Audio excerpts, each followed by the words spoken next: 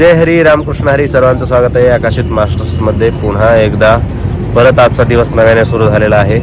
मस्तपैकी प्रवास तर होणारच आहे. रात्री उशीर झोपायला खूप झाल्यामुळे आज ब्लॉग सुरू करायला थोडासा उशीर झालाय. तर सूर्यदेवाला दर्शन दिलेले.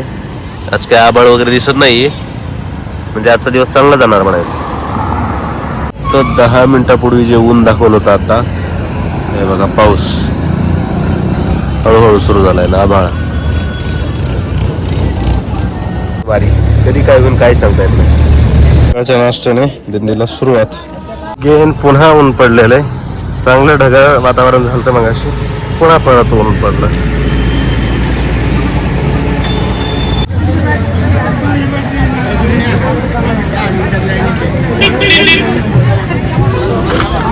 सगळे चहा पाण्याला थांबलेले. ग्लासच ग्लास, माणसांपेक्षा ग्लास जास्त आहे तिथं. कारण ग्लास पेक्षा माणसं जास्त आहे, त्यामुळे चहा पिऊन लोकांनी टाकलेले ग्लास आहेत. काय उसं इकडलं एकदाच आपल्या सगळं.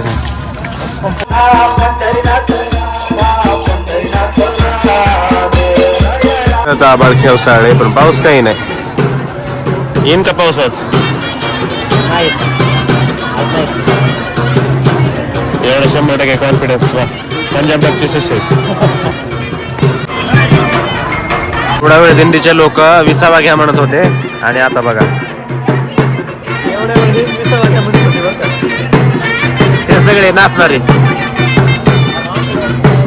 नाचणारे केवळ विसाव्याला कसं थांबत नाहीत म्हणून गर्दा करत होते. आणि आता बघा लांबूनच कापायची पण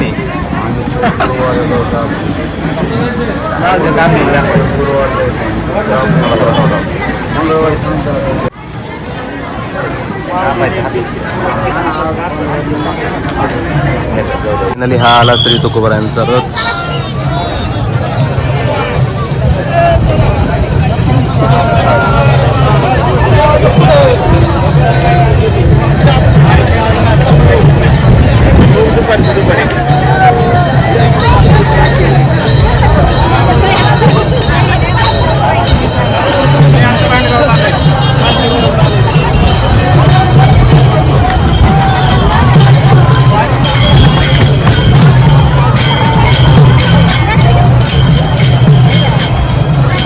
आणि आता फायनली लागली आपली दिंडी नंबरला.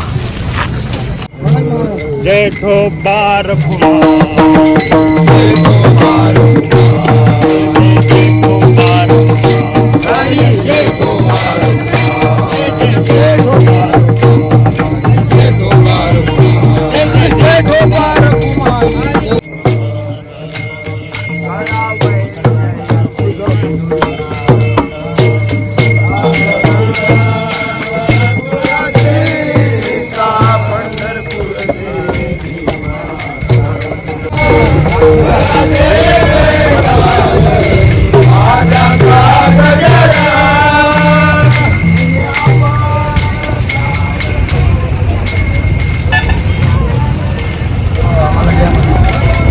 गरमी. त्या गरमीमध्ये पखव वाजल्यावर अरे बापरे देव आठवत येतं.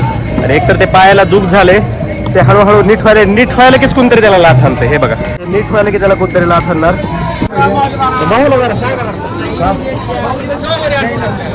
काय बघाल तसा उशीर आहे. आमची इथं पार्टी होईल. हो काय आहे जेवायला आज बिटरगावचे बाबा? काय आहे जेवायला? दोडका का?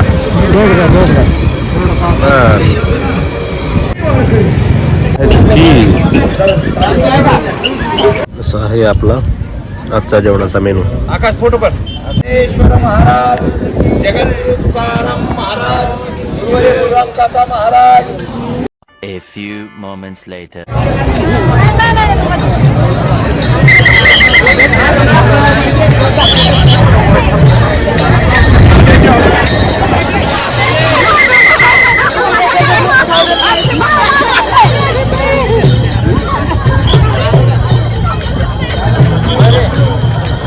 दुपारच्या वेळेस चालायचे म्हणून जेवण जास्त करावं, तर अशी परिस्थिती होते.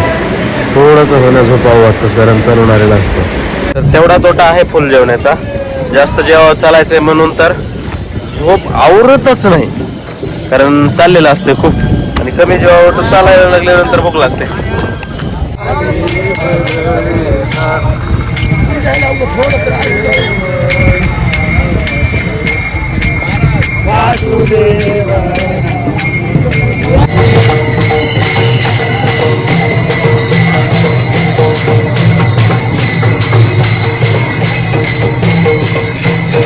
हा परत एकदा परत.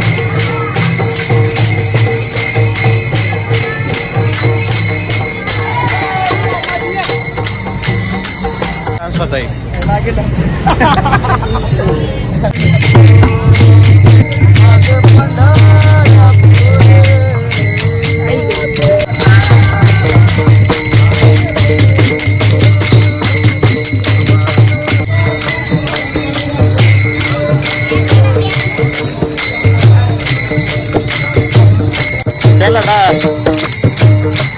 Fast fast.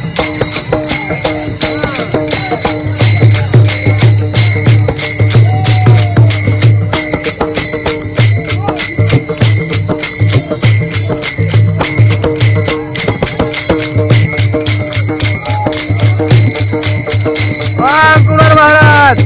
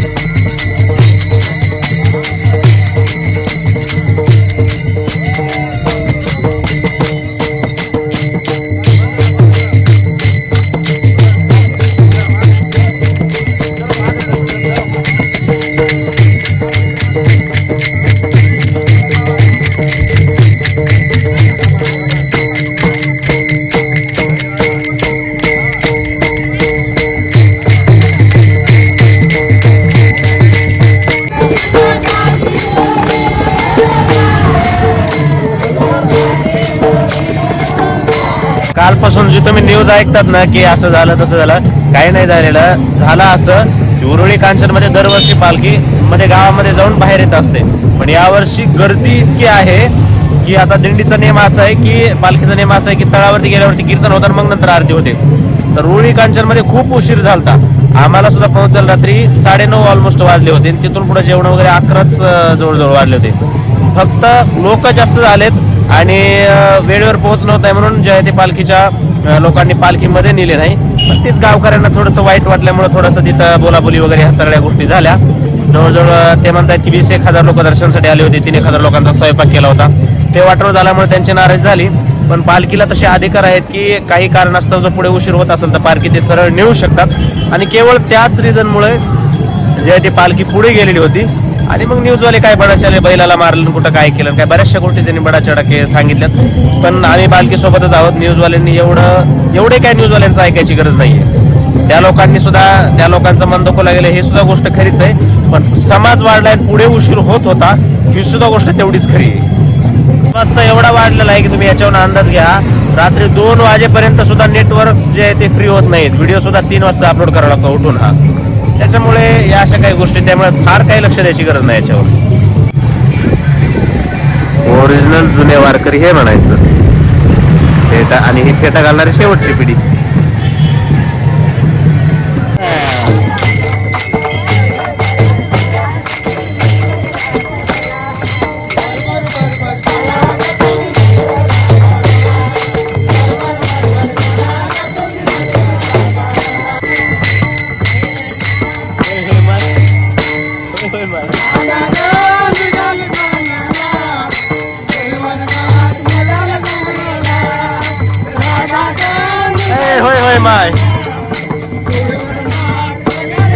आपल्या वरवंड इथे असते श्री तुकोबारायांची पालखी. आज आपल्याला आणखी पुढे जायचं तिकडे.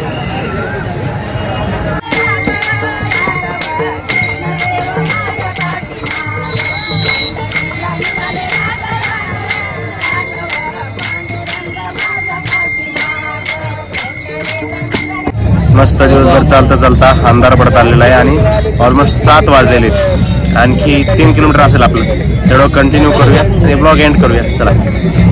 A few moments later. 9 वाजता आलेली आहे आपली दिंडी मुक्कामाच्या ठिकाणी.